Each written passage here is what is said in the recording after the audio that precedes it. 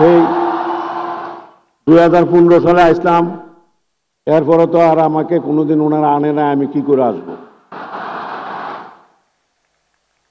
তবে আরেকটা কথা বলে রাখি, আমার মনে হয় আমি যখন ডেপুটি স্পিকার ছিলাম 1997 বা 98 সালে একবার আইছিলাম, তখন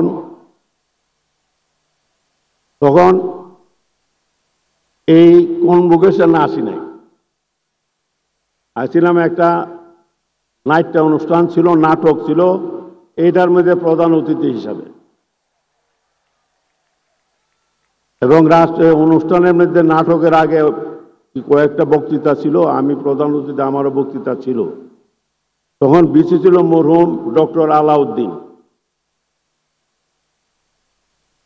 সে আমার কানে কানে কইল, কারণ সে আমার জুনিয়র ছিল, আমার বাড়িও তার কিশোরগঞ্জে, বলছিল যে হামিদ ভাই এখানে বক্তৃতা লম্বা করুন না যায়, লম্বা করলে সমস্যা হবে। আমি যে বক্তৃতা লম্বা বাইটার উপরে সমস্যাটা কি এটা তো বুঝলাম না। পরে দেখা গেল যখন বক্তৃতা দিবার সময় মঞ্চে গেলাম, এটা হলো কি নাট্য মঞ্চ, কি যেমন এই উন্মুক্ত মঞ্চ, রাত্রে শুধু মঞ্চটাই দেখা যায়, আর যে যারা বসা আছে অডিয়েন্স, কারো মুখে দেখা যায় না, মানুষ যে আছে এটাই বোঝা না।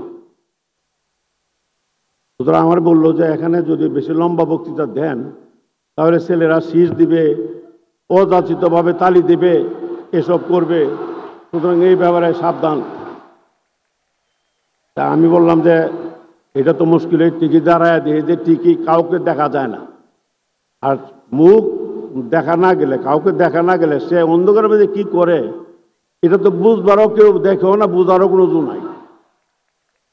আজকে যদিও সমাবর্তন দিনের বেলায় হইতেছে, কিছু লাইট যদিও বিসি সাহেব দিছে, কিন্তু এরপরও তো কিন্তু বালামতের চেহারা আমি দেখি না, সেই ভয় তো আমার আছে। আমি চিন্তা করতেছি বক্তৃতা যেটা লেখে আনছি অনেক কষ্ট করে সবটা পড়ুম কিনা, না মাঝে দিয়ে বাদ দিলাম।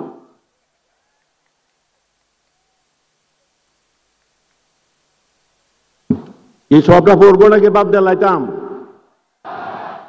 পড়বো, তাহলে হাত তুলতে হবে যে পড়বো।